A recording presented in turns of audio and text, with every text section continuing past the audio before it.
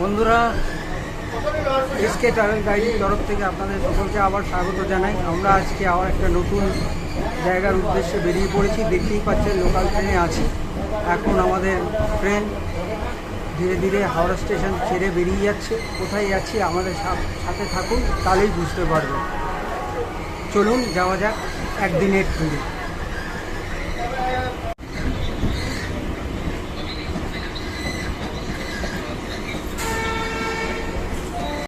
আমরা পৌঁছে গেছি বড়াইপাড়া স্টেশনে। আপনারা দেখতে পাচ্ছেন এই ট্রেনে করে এলাম। Local train, Chandanpur local train, এটা ধরে এলাম। বর্ধমান লোকাল ট্রেনেও আপনারা আসতে পারেন, বর্ধমান ভায়া কর্ড লাইন, এটা কর্ড লাইনে আসছে।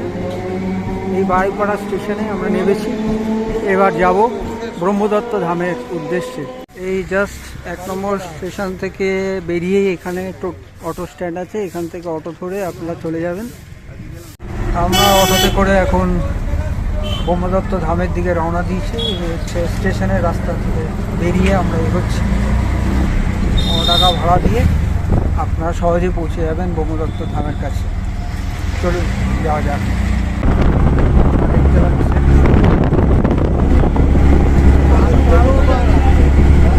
সুন্দর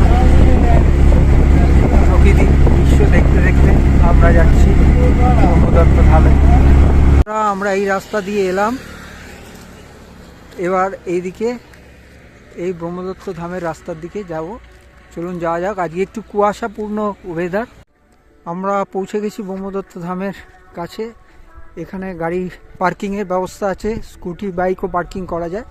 এপাশে দেখুন মন্দির দেখা যাচ্ছে। মেন গেটের দিকে আমরা যাচ্ছি। এখানে দেখুন লেখা আছে 3 চাকা ও 4 চাকা যে কোনো যানবাহন ঢালাই রাস্তায় ওঠা নিষেধ, অর্থাৎ এই ঢালাই রাস্তায় উঠবেন না। এইখানে আপনারা পার্কিং এরিয়া বিশাল আছে, এখানে আপনারা গাড়ি পার্কিং করতে পারবেন। আমরা মেন গেটের সামনেই ছাতা নিয়ে দেখতে পাচ্ছেন, ওখানে পূজার সামগ্রী পাওয়া যায়। পূজার সামগ্রী ওখান থেকে কিনে নিয়ে আপনারা পুজো দিতে পারেন ভেতরে গিয়ে।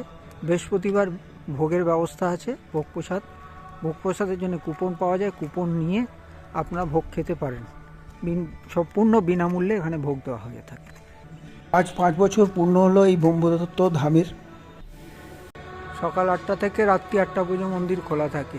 দুপুর 1টা থেকে 3টে পর্যন্ত মন্দির বন্ধ থাকে। পৌঁছে গেছি ব্রহ্মদত্ত ধাম। আপনারা দেখতে পাচ্ছেন বিশাল প্রান্তর। আর 2 সাইডে, ঠিক প্রবেশদ্বারের 2 সাইডেই রয়েছে এরকম স্তম্ভ, যেখানে দ্বীপ জ্বালানো হয় রাত্রিবেলা। এই হচ্ছে মেন গেট দিয়ে আমরা ঢুকে এসেছি। আর এইটা হচ্ছে সেই স্তম্ভ, দুপাশে 2টি রাখা আছে। আর সামনে চলুন এগিয়ে যাই। এবার আমরা মেন মন্দিরের দিকে যাব। ডান দিকে আপনারা দেখতে পাচ্ছেন কপিল মুনির মূর্তি আছে এখানে।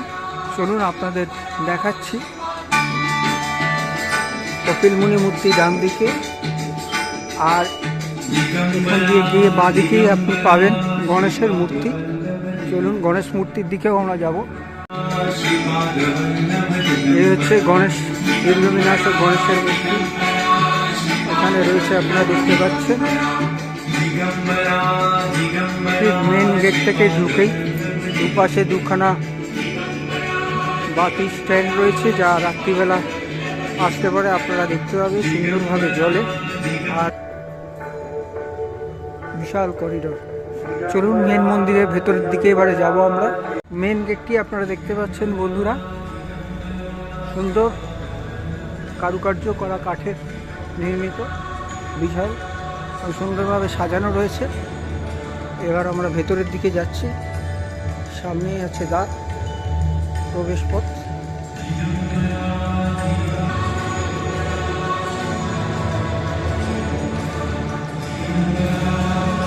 বিশাল প্রান্ত। এখানে একটা ডোনেশন বক্স, এই ঘন্টা।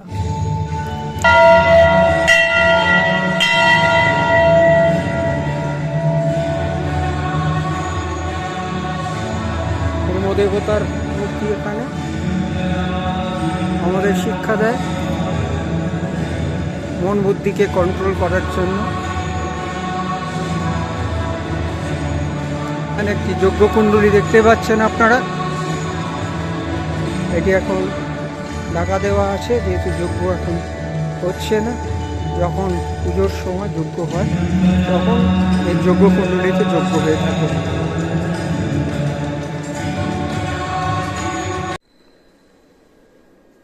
আপনারা দেখতে পাচ্ছেন ব্রহ্মা বিষ্ণু মহেশের সম্মিলিত একটি মূর্তি। ব্রহ্মা সৃষ্টিকর্তা, বিষ্ণু পালনকর্তা এবং সংহারকর্তা হিসাবে শঙ্করের মূর্তি, আর তার পাশেই রয়েছে গুরুদেবের মূর্তি, যিনি এই মন্দিরটি প্রতিষ্ঠা করেছেন। বন্ধুরা, এরকম 4টি ধাম প্রতিষ্ঠিত হয়েছে সারা ভারতবর্ষে। প্রথম ধাম শিবদত্ত ধাম, মধ্যপ্রদেশ, আপনারা যার ফটো দেখতে পাচ্ছেন। দ্বিতীয় ধাম অনুসুয়া ধাম, কন্যাকুমারী। তৃতীয় ধাম ব্রহ্মদত্ত ধাম, এই কলকাতা। এবং আরেকটি চতুর্থ ধাম অত্রিদত্ত ধাম উত্তরাখণ্ডে তৈরি করা হচ্ছে। এই 4 ধাম আপনারা দেখলেন। শিব মন্দির, এই তলার দিকে নেমে আসছি আমরা। শিব মন্দিরটি এখানে আছে। আমরা জানি নিরাকার শিব বাবা গুপ্তভাবে এসছেন, বর্তমানে সঙ্গম যুগে এসে আমাদের শিক্ষা দিচ্ছেন কলিযুগ থেকে সত্যযুগে যাওয়ার। দেখুন কি অপূর্ব লিঙ্গটি এখানে অবস্থান করছে। এখানে ঠাকুরের 2টো পালকি রাখা রয়েছে। হয়তো বিশেষ অনুষ্ঠানে এই পালকিতে করে ভ্রমণ করানো হয় দেবদেবীদের, তাই জন্য এখানে রাখা রয়েছে। এখানে একটি পালকি এবং শিবলিঙ্গ রয়েছে, আপনারা দেখছেন। এই হচ্ছেন নারায়ণ মহারাজ, যিনি পুনের অধিবাসী ছিলেন। উনি এই ব্রহ্মদত্ত ধামটি প্রতিষ্ঠা করেছেন। আরও 4টি ধামের কথা আপনাদের বললাম। বন্ধুরা, আজ এক বিশেষ দিনে আমরা এসে উপস্থিত হচ্ছি, 22শে ফেব্রুয়ারি। এই 22শে ফেব্রুয়ারি আজ 5 বছর পূর্ণ হলো এই ব্রহ্মদত্ত ধামের। তো আপনারাও আসবেন দেখতে।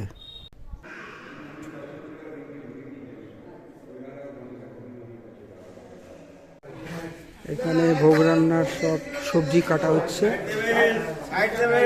এই দেখুন ডাল তৈরি হয়ে এলো, ভোগ রান্না হচ্ছে দেখুন। আর সামনে দেখতে পাচ্ছেন সুলভ শৌচালয় আছে, কোনো অসুবিধা নেই। বন্ধুরা, এখানে গাঁদা ফুলের গাছ, গোলাপের গাছ রয়েছে সুন্দর। ঠিক মন্দিরটার পিছন দিকে গোলাপ ফুল ফুটে আছে সুন্দর। সামনে গাঁদা ফুলের গাছও আছে।